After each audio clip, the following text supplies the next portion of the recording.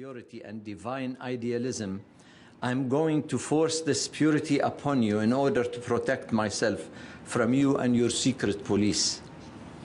Since I came to the conviction that my deliverance is in my commitment to a solidarity of like-minded, dedicated followers of God, my vengeance and anger is going to be directed against you, hypocrites.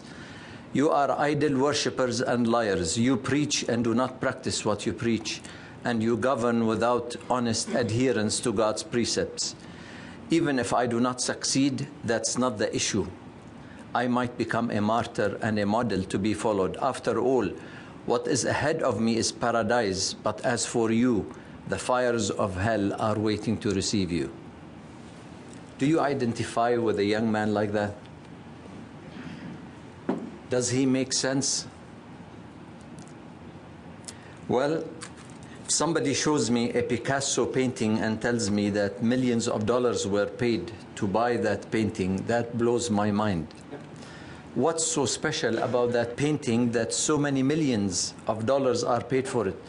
Actually, if not for the investment value, I wouldn't even have it in our home. If this reveals anything, it reveals my ignorance about that kind of modern art. I need somebody who knows and understands in that kind of art to interpret to me the genius in that painting. And I believe Islamic fundamentalism is very much like that.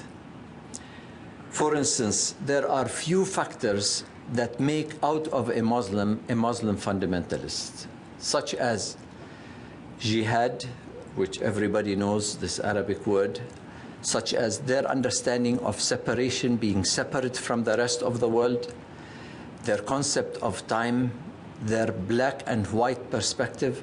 I want to focus only this morning on jihad to start with.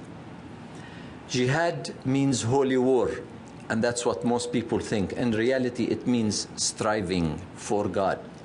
And the Quran has many, many passages that talk about jihad. For instance, strive for God as you fast. Strive for God as you pray. But there are different ways of interpreting this word, and therefore three main understandings of jihad exist in many parts of the world. The first level, and Muhammad spoke about it very clearly, is striving against sin in one's own life. The second level of understanding that word or interpreting it is striving against sin in my life, but doing something about it, telling people about this. There's a famous phrase, you hear it frequently in Islam, it says, Al-amr bil-ma'roof wa-nahy an-al-munkar. You need to go and motivate people to live for God and kind of encourage them to avoid sin. So not only in our personal lives, but you need to go a step further and talk to people about it. Then there is a third level of interpreting this word, which then means the first two are basic and important, but they are not sufficient. You need to go to the third step, which is using militant means to force purity upon others.